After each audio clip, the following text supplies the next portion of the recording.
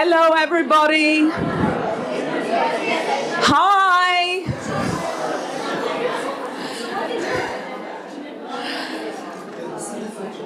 Hello, thank you all for coming to our session, and apologies for the late start due to a security issue early on.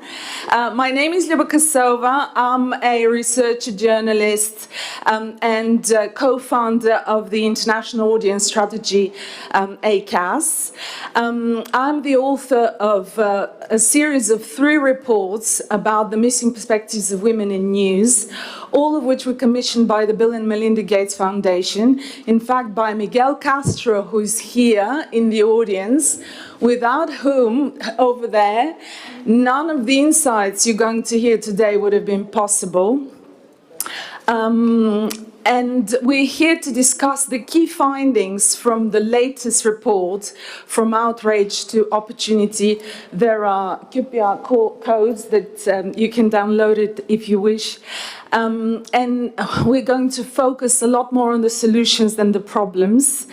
I want to introduce the magnificent panel here.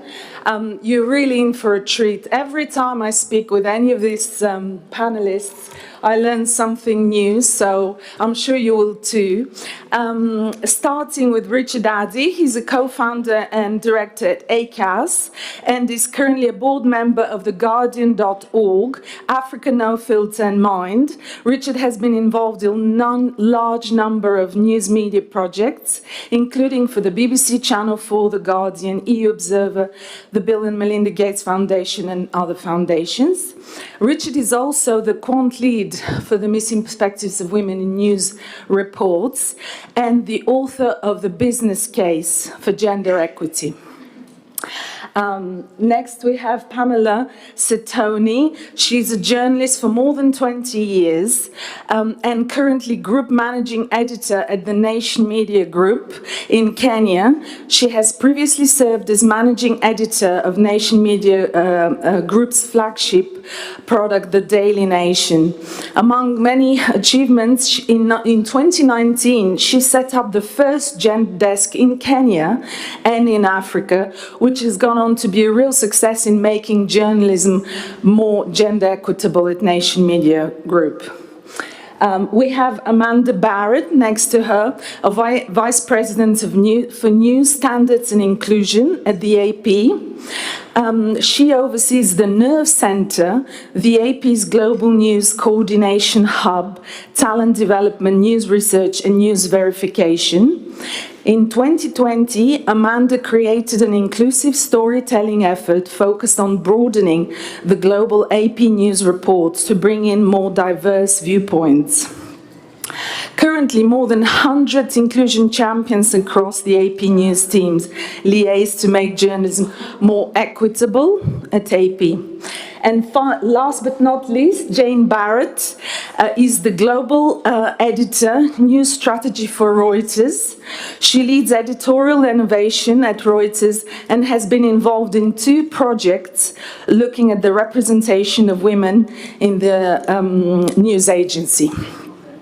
So without further ado, let's begin. What Richard and I are going to do is take you through very briefly through the key insights and selected interventions that we believe are really important in driving progress in journalism. And then we will link up some of these solutions with the professional and personal experience of our panelists, who are going to talk about how they have implemented some solutions and what the roadblocks were. So starting off with problem 1 of 4, the representation problem. Our latest data show that across key beats, such as politics, business, and foreign affairs, women hold as few as 1 in 6 editorial roles across 6 countries that we look at: India, Kenya, South Africa, Nigeria, the UK, and US. Women of color in multiracial societies, specifically UK, US, and South Africa, are all often completely locked out of editorial decision-making. Just to give you an example, in politics, across the 6 countries, 1 in 4 roles, most senior roles in politics currently held by women. In the UK, it's 1 in 5. In Kenya, none. And in terms of women of colour, in the UK, they're completely locked out. There aren't any women of colour in politics, be it foreign affairs or business. And they're marginalised in South Africa and in the States. The inclusion problem. This is definitely a blind spot for the news industry. And what we mean by that is, once women have a seat at the table, is their voice heard? Or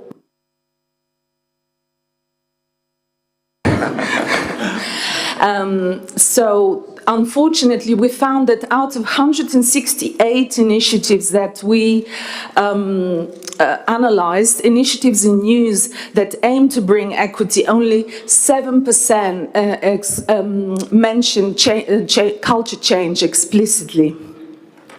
And the inclusion problem is considerably more challenging for women of colour. I would go as far as to say that it's a crisis situation that needs urgent addressing urgently, and we can go into the detail in questions if you wish.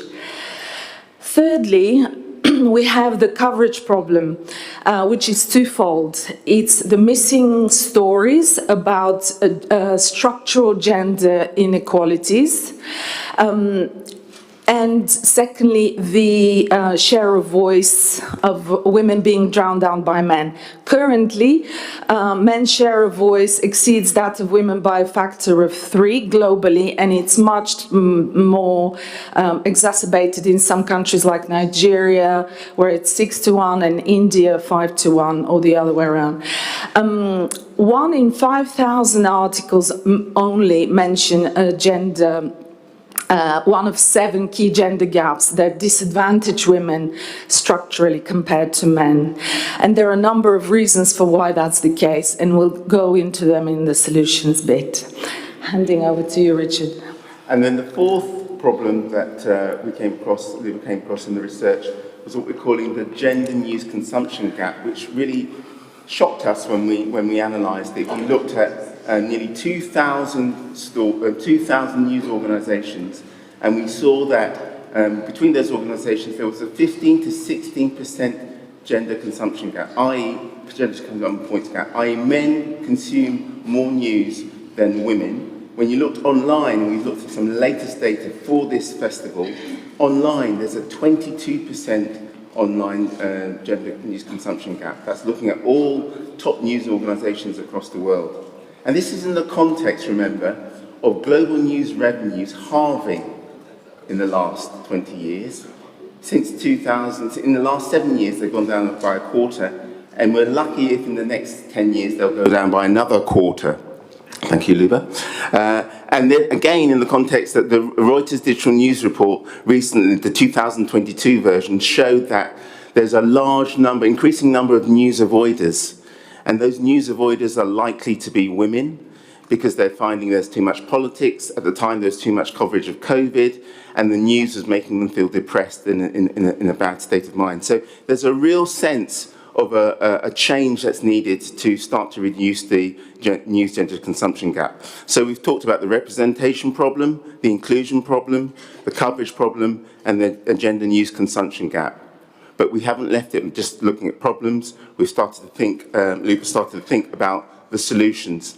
And critically, as well as the detailed solutions looking at across all the news value chain, it's critical that we start off by looking at some of the more systemic, more fundamental ways of understanding the challenges. So in terms of the first one, in terms of the structural solutions, was looking at the consolidating efforts at an industry level, especially for those in a position that they can make a difference at industry level. When we looked at the 168 initiatives that Luba talked about earlier, we found only 10% of them looked at systemic level change. And organisations can try to make a difference, but unless there's a systemic level change, it's not sustainable. And so looking at consolidating efforts is critical. The second structural level solution was around gender audits, and this is something that every single organisation can do and needs to do. Gender audits where you understand across the whole value chain to what extent women and women of colour are being excluded. And critically, that needs to be an intersectional assessment. So when we looked at a number of diversity reports, only 2.5% of them looked at women of colour, the representation and the inclusion of women of colour. And then finally, in terms of the structural solutions, setting out what are the strategic gender equity goals from the top of the organisation. Again, we did some research to validate this, and when we looked at diversity reports, only about a quarter of them were fronted by the CEO or the editor-in-chief. And when we looked at one case study, Mint, which is in the report when you look through it, they talk very clearly about the need for conscious leadership around diversity and inclusion of women and women of colour. Luba?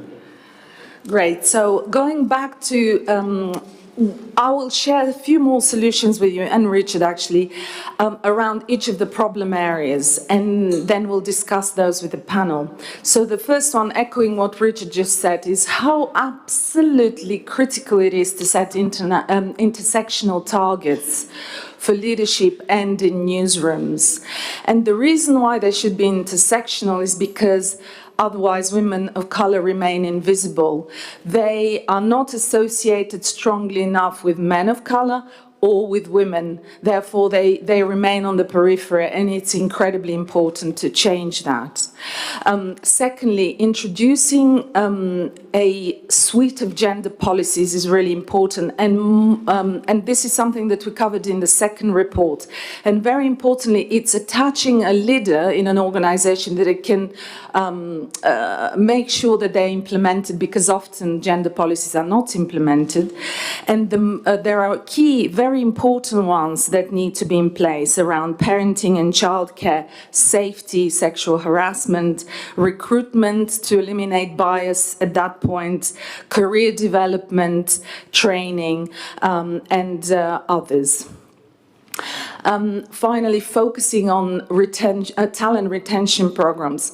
During the interviews with 41 senior editors across the globe, we found that they thought that the pinch point where women most likely to leave is at mid-management level. So there is a real need to have talent retention programs where, and for example, Bloomberg introduced one, senior women workshops. And what they found that out of the 60 women who completed middle managers that program, only one left the organization, and most of them got promoted. So these are really important interventions. Another advice that was given by a senior leader was to split the roles that look after recruitment and those that look after career development of their staff. The inclusion problem. Measuring inclusion, again, Richard made a very good case for audit, so I don't need to repeat that. But what I want to say is that at the moment there are very few that, if anyone, that does this properly. And once the baseline is established about what are the behaviors that make people feel secure and able to really contribute to decision making, then once you have the baseline, then set targets. Setting targets is really important. And one that I want to dwell on very deliberately is not to expect women of colour to run DEI programs, which typically happens in organisations, because they suffer quadruple bind. On the one hand, they are dealing with gender bias. Overlaid to that is racial bias. And then the third challenge is that they're expected to resolve the problem of their own underrepresentation at a risk to their own careers. And finally, they typically are seen as a really strong supportive group for everyone else, which means they are more likely to burn out, to leave organizations, to feel isolated, lonely, and incredibly stretched. So what's really, I couldn't stress this with any more passion, is it's important that the overrepresented and most powerful group within organizations takes charge or is at the top of these initiatives, and they bring in talent who are actually able to shield people of color, but especially women of color, from the enormous pressure that they're under. In terms of the coverage problem, how do we unlock progress, both in terms of bringing more voices of women, but also in terms of improving storytelling? The panel will have incredible things to say today, because they're all on a journey in a different way, so it's going to be a very interesting discussion. But what I can say is that there are two different approaches: the vertical one, which is about setting up beats, gender beats or race beats, and the horizontal, which is about having champions, inclusion champions, that look for inclusive angles and coverage across all beats. And the downside, as we understood from the interviews, of having a beat is that the danger is to ghettoize content about women who ultimately are 50% of the population. And the downside of having a horizontal approach is that those angles tend to be deprioritized, or there is not enough skill to know what it is that we're looking for in terms of gender angles. So there are the trade-offs. Over to you, Richard. So the final element is around how to close the gender news consumption gap. And in the report, Luba was lucky enough to get data from A Media, which is the largest local news provider in Norway with 80 titles. And they've done some fascinating work, some fascinating detailed work. And what they've shown is that there's a positive relationship with having a higher share of women authors. That leads to a higher share of protagonists in stories. Those higher share of protagonists in stories leads to a higher share of women readers, and those higher share of women readers leads to a higher share of subscribers. So in that simple relationship leads to higher share of women subscribers. Secondly is around improving the share of voice amongst experts and protagonists. As Luba said, there's a factor of 3.3 men more than women in terms of share of voice. But this is one of the things that we have tracked that has improved slightly over time, probably down to the increased use of expert databases and initiatives. So, for example, in Bloomberg, they measure diversity in their content weekly, and they share it out in the organization. BBC 50/50, that many of you may know, Laura Drinides, who's one of the leads on it, talks about counting is key. Counting the share of voice on a regular basis is absolutely key. And Nation Media Group, the target set for women protagonists in the stories, so the whole organisation or the whole beat knows what it's going towards. And finally, developing women-inclusive products and formats to generate extra revenues. So most news organizations, especially now in terms of AI and social media and digital, are thinking about innovation and thinking about new products. We argue that an absolutely key opportunity are products and services and formats that are women-friendly without excluding men. Why? Because if you close the gender consumption gap by 1 percentage point, you're likely to increase your revenues by 1 percentage point. We've done some work looking at the business model. Over the next 5 years, if the gender consumption gap across the world was closed by 1% each year, that would generate an additional $11 billion. If that occurred over 10 years, an additional $38 billion. And it's not just us who are saying that. World press trends have shown that if a news organization has diversity as one of its development priorities, it's likely to be one of the most profitable news organizations globally. So that's the case for these solutions. Thank you so much, Richard. And one thing that we both feel very passionate about is the profound, to convey the insight that in order to achieve to close that, or to start closing the gender consumption gap, we need to make changes along the whole news value chain. Hence why today we'll be covering few areas. We're not just going to be focusing on a representation or an inclusion, but the whole value chain, because unless we tackle it all, then the model, it's like a domino effect. If one doesn't work, the whole domino goes down, essentially. So, my first question is for you, Amanda, around going back to just focusing on the representation issue for a minute. How important it is to look at targets intersectionally, in your view, from your professional experience? Thanks. I think it's very important. I think we need to remember that historically, women have had to fight for their place in the newsrooms.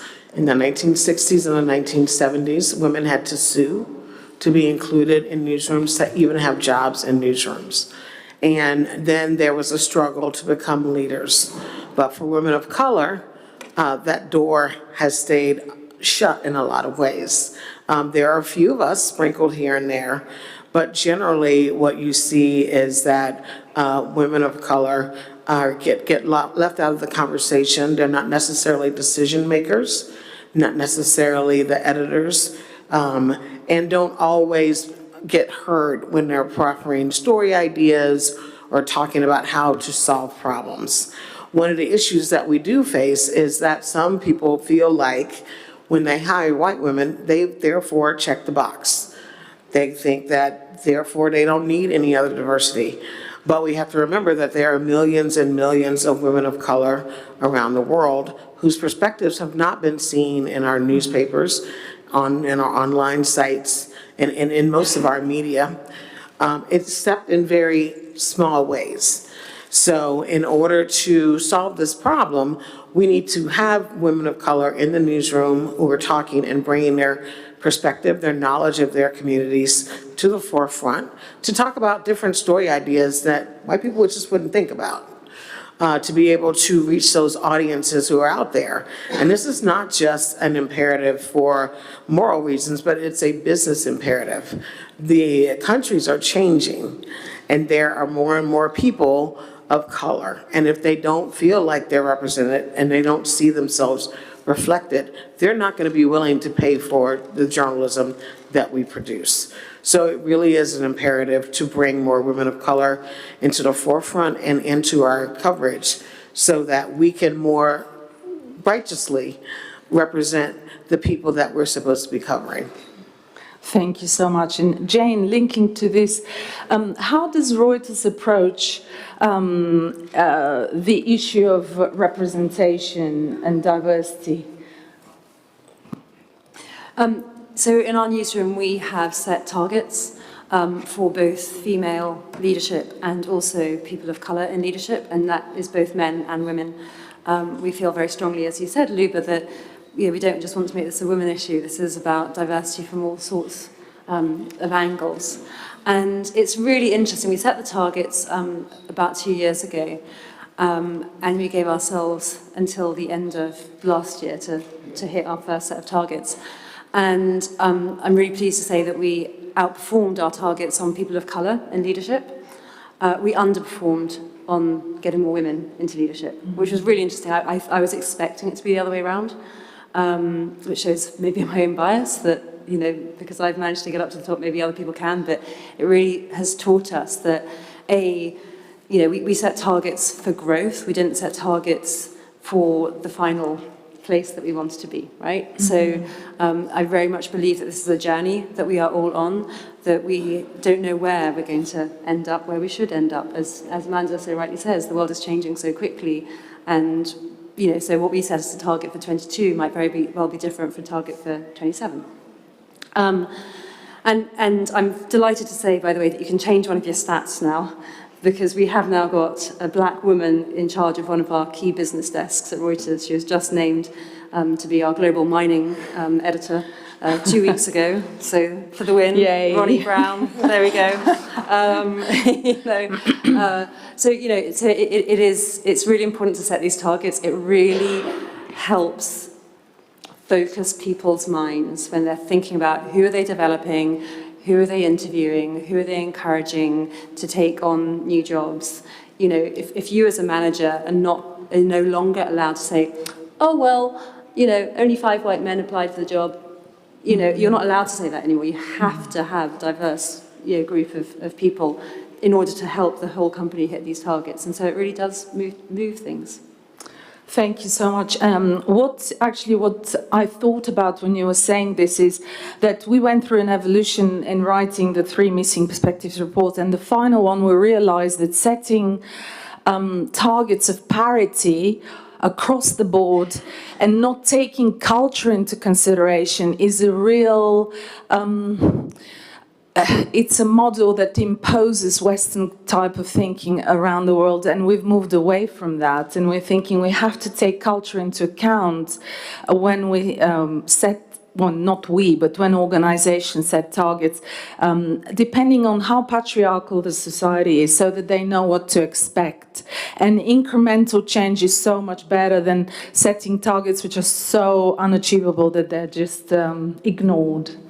But Pamela, what are the gender policies that your organization has implemented and to improve women's diversity and inclusion, and what were the setbacks along the way?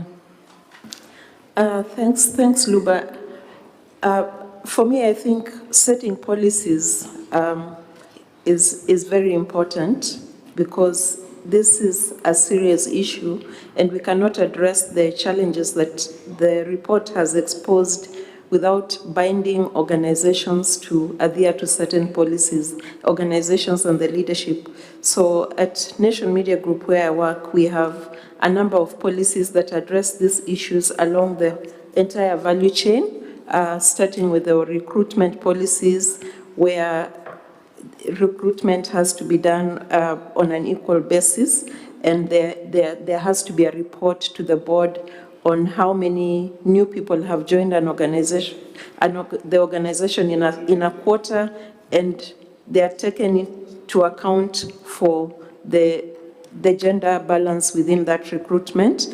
There's also policies around flexible working hours for women, especially mothers who are breastfeeding, and providing opportunities for them to be able to have nursing rooms so that we can retain these women. As you said, we lose them at that stage. It's mostly got to do with having to deal with also family issues, so making the workplace conducive for women.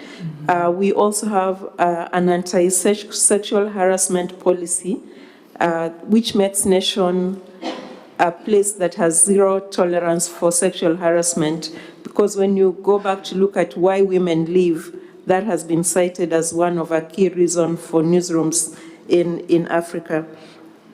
And then also, just in line with the policies, we also have targets, and the executive is actually expected to report to the board every quarter on the numbers of women at every level of the organization. In terms of the content, our editorial policy also outlines what you can write about women and why we must focus on serious issues that affect women. So that also directs the content, so that whatever goes out is content that women will be happy to interact with. But I think where we have failed and what we are working towards is really looking at how do we also enforce the idea of balancing the voice, ensuring that the women's voices are captured. And I really like what BBC has done with its 50-50. It's a model that we want to look at also adopting. Mm-hmm. Thank you so much. Now moving to talent retention. Amanda, Jane, this question is for both of you.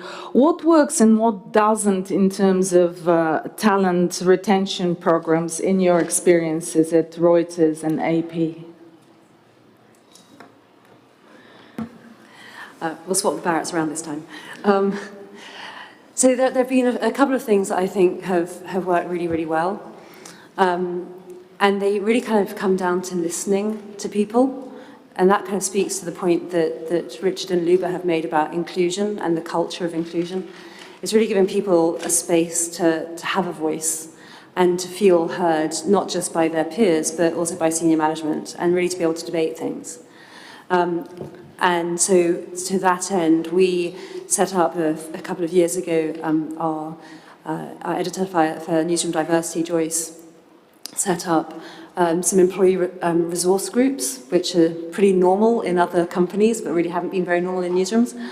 And so we set up groups that were peer groups, but open to those sort of members and allies. And that was really, really critical, is to open it to allies as well. So we have the Women Journalists and Allies Network. We have the Black and Ethnic Minority ERG. We have the LGBTQ plus ERG, and we also now have a Next Gen ERG.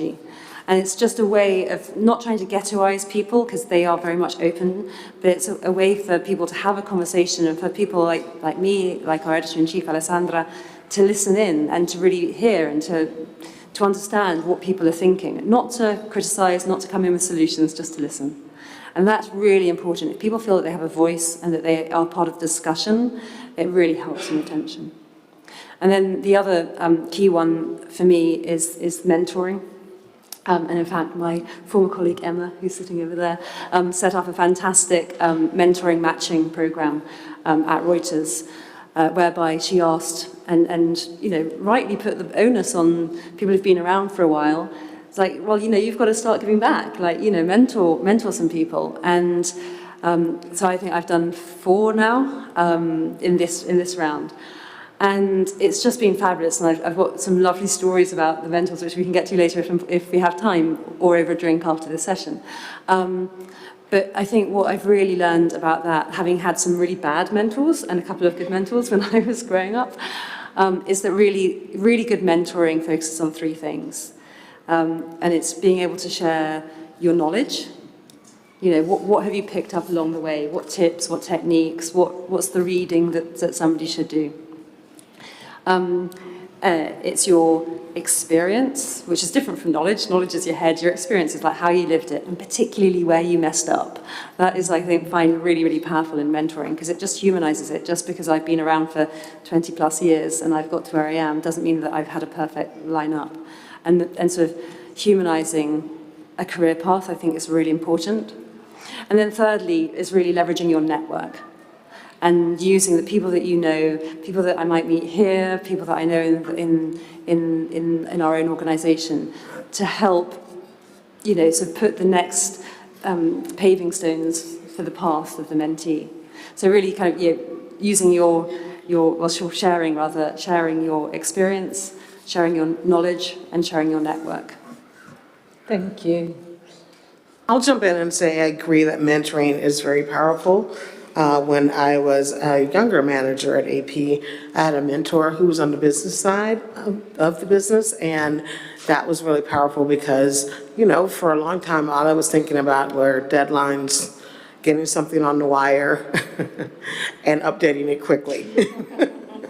And so having my friend Kate, she's been a friend for years now, as a mentor, was really good at broadening my perspective around what are the other journalism careers that are possible, and understanding things like managing conflict. Some lessons I learned from her that were really helpful for me. But beyond that, we actually have hired one person that focuses on recruitment and one person that focuses on talent development. They help us think about stretch assignments for people. We also have a program called LEAD, which is for non-managers. Not everyone wants to become a manager, but they might want to have different experiences. They might say that, okay, I've been a reporter in business, but now I want to go overseas. How do I get there? And they are matched up with the mentor who can help guide them, help them meet the right people, help them get some different kinds of assignments. And then one last thing we've been doing this year, we actually opened up an application for people to apply to go to cover the Olympics. Covering the Olympics at AP is huge. Everyone wants to do it, although I've been twice. It is a lot of work. It's like 15 days of no sleep. But it's also a lot of fun, and we had a lot of success with having people from different beats going to cover the Olympics. So we've had business reporters, we've had race and ethnicity reporters go, and it brought a different flavor to the coverage. So now we've opened it up to all of news. People can apply.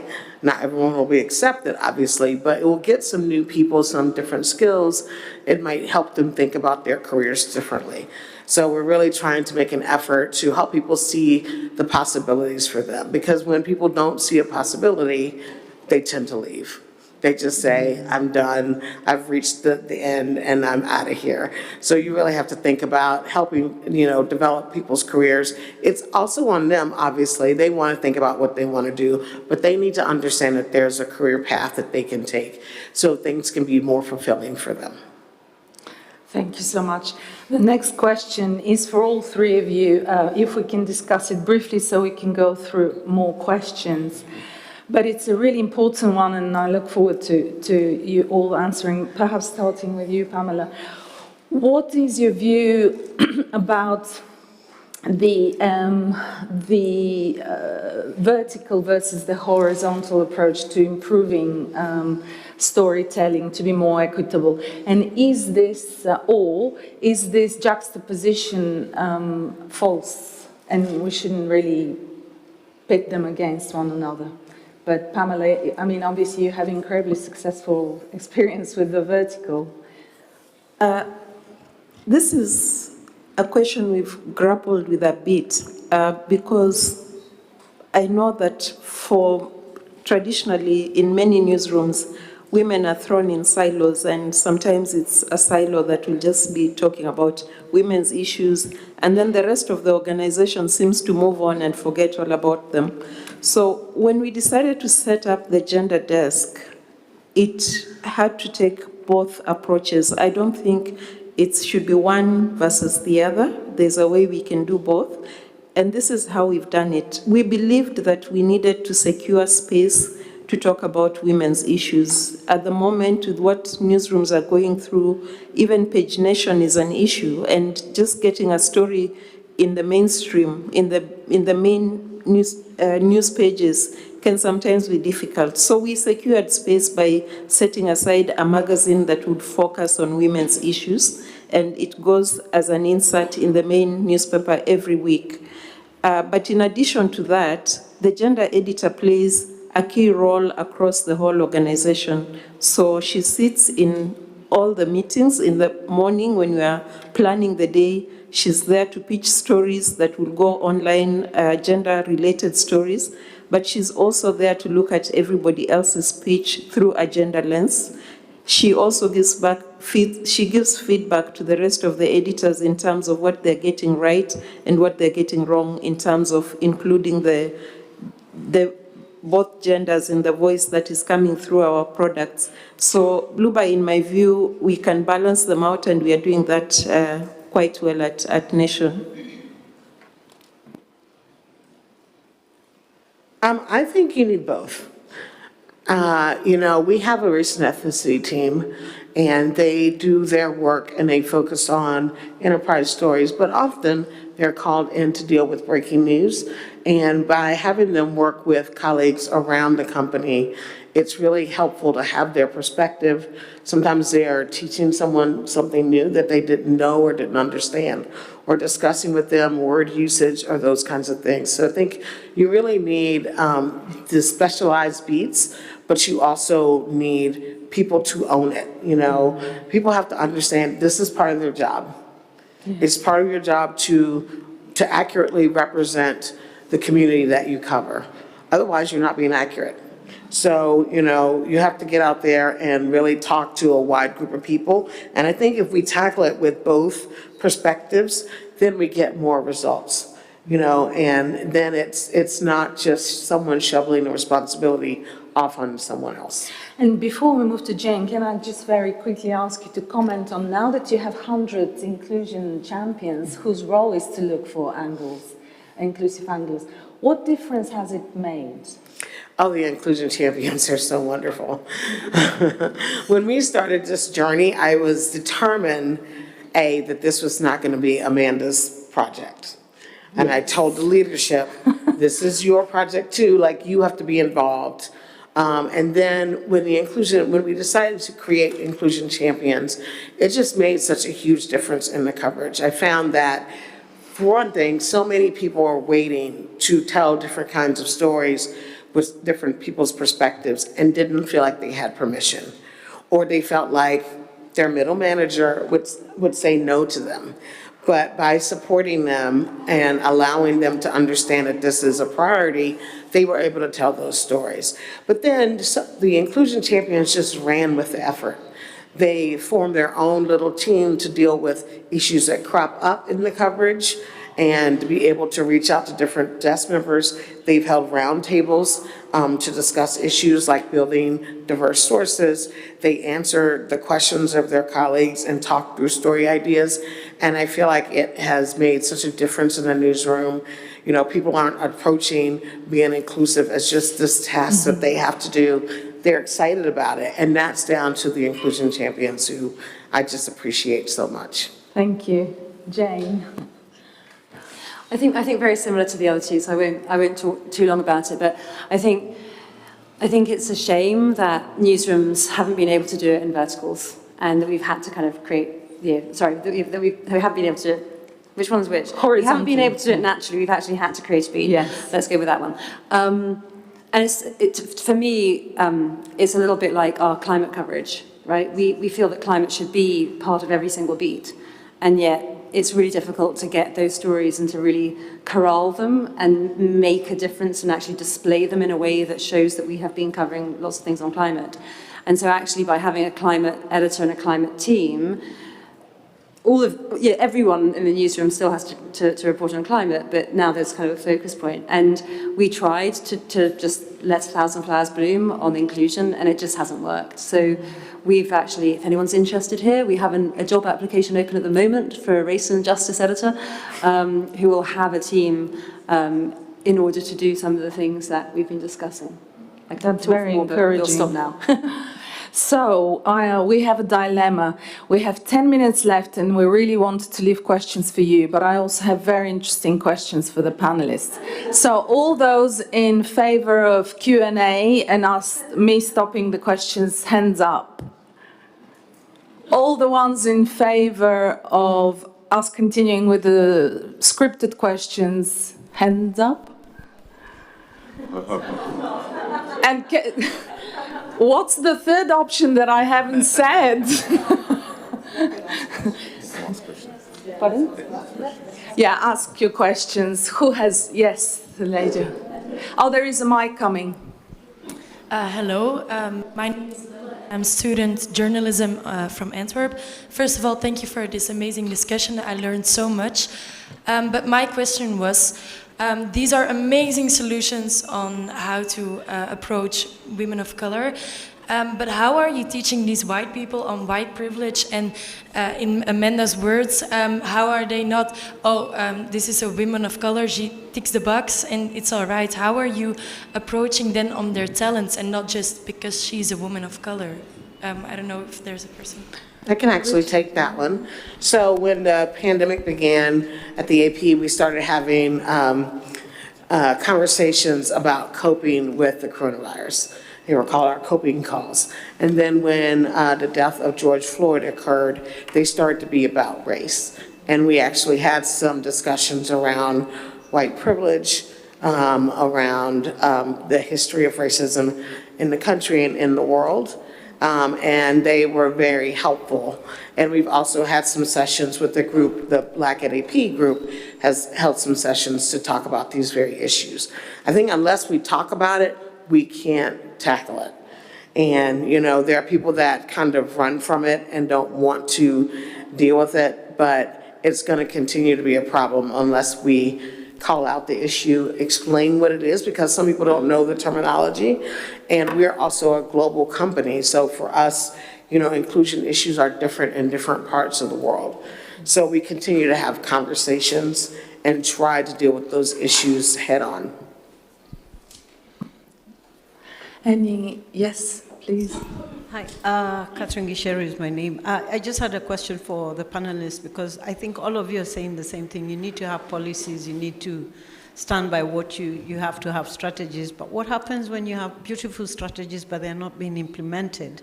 And you're working in a newsroom that sings a beautiful song, but seriously it's out of tune with the reality. What then do you do? Thank you. Does anyone want to, I mean, I can chip in, but I'd rather you guys speak. If you want to. Can I just reflect the question back, because I couldn't hear it terribly well. What happens when policies are not implemented, when all this is happening, but actually it's, there is policies in place, but they're not being implemented? I mean, we're a big company, so we have, you can imagine our processes, are quite hefty, and that includes an annual appraisal system, whereby every single person in the company is measured against targets. We have made these targets everybody's targets. So if you are a manager and you have not had a diverse hiring panel, a diverse slate of candidates, you have not been working with the people who report to you to find good, diverse talent to bring them up, you get a bad mark. Like, it is, you just go back to school and you get a D, like a fail on that. And it impacts your end of year rating, which is linked to your pay and everything else like that. So we are holding people individually accountable for a corporate goal, and those corporate goals, plural. So you have to make it personal for people, I think. I think just the last bit of your question was the bit that I was still thinking about when Luba threw to me, but it was about, like, that if the world moves on and your goals actually aren't right anymore, and I think that's a really interesting point, because the world is changing, and I think it's on us as leaders to be on our toes, not just to say, oh, we set a goal, we hit the goal, yay. As I said earlier, it's a journey, right? And so we have to keep on reflecting those goals, like, it's okay, so we got to this, was that good enough? Is that getting us the results? Just because we have, women, people of colour in leadership, is that actually being reflected in our coverage? So, like, the goals will continue to evolve and to change, and it's really a nuanced business to do, but it's an important one to keep going on. And can I add to that? I think, I will say to you that it's a frustrating journey. Mm-hmm. And there are times when you feel like progress has been made, and then you start to hear people say, we've solved this. We don't have to do this anymore. And you have to be the person that's always reminding them that this battle is never over. That's not always easy to do. It's frustrating. It burns you out, and it makes you angry. But, that's one of the driving forces for me, is making sure that we keep pushing. And I don't mind being an angry Black woman on this one. Pamela, did you want to address? My name is Derek Kane. I'm from sorry, Pamela might want to add. No, Yes, I'll come back to you. Just like Amanda says, we just keep pushing. This is not something easy we are trying to do, and it makes very many people uncomfortable, and you of course are always going against the wall. I can talk about our gender desk, but I cannot be proud of the organization that I come from, because we are still very far from getting those numbers right, but you have to keep working at it, and I think one person at a time, at one point we'll get there, maybe our children will. Thank you. Back to you. Yes. My name is Derek Kane. I'm from Resolve Philly. I'm the Director of Community Engagement. And this question kind of ties into what she just asked the panel. Amanda, earlier you said, and I like this, and I think this is why I think this should be highlighted more. When you talked about that, when you went to hire management, you said this isn't just my project, this is our project. I think that is an issue when we're talking about change in some of these organizations, and if the powers that be aren't in that room, how do you do that? So what made you say that I know what made you say that, but could you elaborate more on why you said that and why you emphasize that it's our project?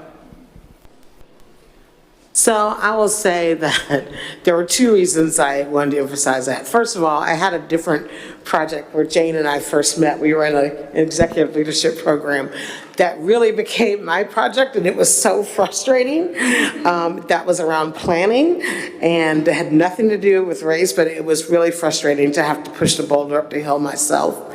So I had learned a lesson. But the second reason was I was keenly aware that I cannot be the Black person telling everyone that they have to change. Like, y'all, I mean, you are people in charge, you gotta help. At the end of the day, it's their responsibility too. I'm a senior leader, but so are all the rest of them.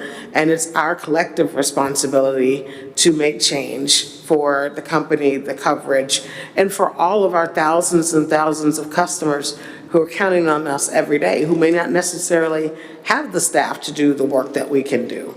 So I just realized that we didn't make it all of our problem. And thankfully, with the staff, it's not a problem. They are just very excited about it.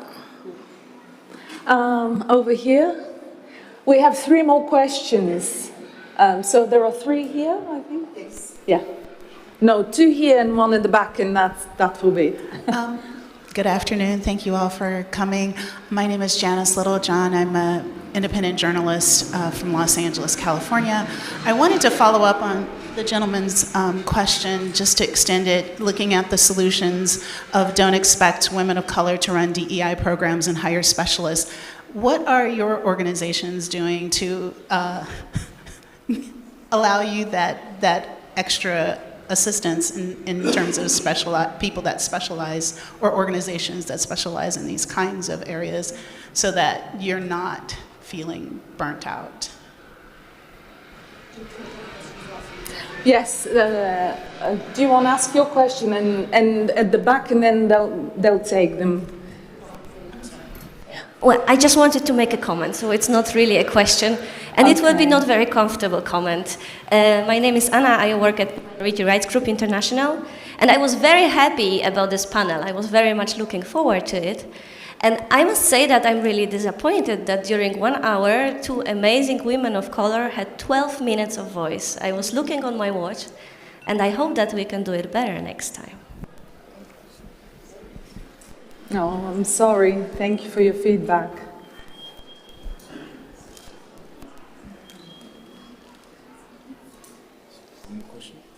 There was 1 more question at the back, or comment? Oh yes, over here.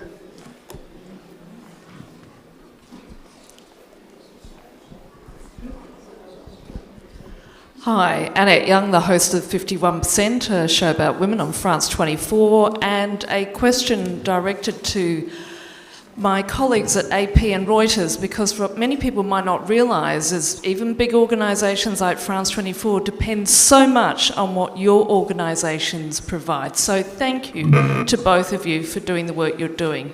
However, one thing, and I've worked for a news agency myself, is on the ground. When you've got journalists, particularly inexperienced journalists in far-flung bureaus, getting the message across to the reporters in terms of addressing gender equity issues and ensuring that there is a gender lens during reporting. I know it's a difficult question to ask. It's the last question and everybody here wants to wrap up, but I'd just be curious to know what is happening at AP and Reuters, because I can give you many examples where I've watched your raw feeds come in and I've gone, oh my goodness, that could have been done so differently. So, Amanda, do you mind taking the first question? Sure. And then Jane the second. So, as you're my customer, I'm sorry you've been disappointed. I'll start there. I will say that, we've been talking a lot about how we can get journalists in the field, journalists at every level, to understand that they need to be thinking about inclusion wherever they are, whatever they're doing. And 3 things that we're really emphasizing are that you don't treat people as monoliths, that when we talk about getting people to comment, it's not man on the street, it's people on the street. And that you really make an effort to build in reaction of a wide variety of people by doing your research beforehand, so that you have people you can talk to when the decision happens or the news happens. But I will say to you that it's still a battle. We work at it all the time, we talk to people, but we have to have the help of their managers to get them to comply, and it's a work in progress. But I want you to email me if you feel like it's not going well, and let me know. Okay. And were you going to take take the question?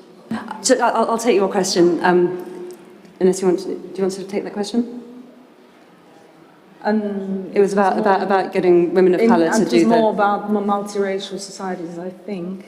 Well, no, I was specifically curious about the solution in Don't Expect Women of Color to DEI programs hire specialists. I'm wondering what your news organizations are doing to help in that regard. Are there outside specialists or firms that are looking at these issues from a lens that can assist you in this work where you are not then burnt out as leaders in this work? So I will say a couple of things. First of all, we have a DEI person that works in HR who's, we had one leave, we're hiring a new one. And that person typically has been a good partner for us in making sure that we have some overall programming for the whole company, so it's not just on me and the news department.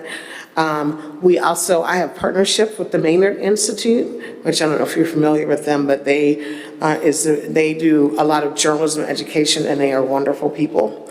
And then there's a community of people that I fellowship with in the DEI community, and specifically in journalism, that really help when things get frustrating. And I'm about to lose my mind. So, and then I swim. Oh, thank you so much, everyone. Sorry we've kept you 3 minutes extra. Thank you so much for coming.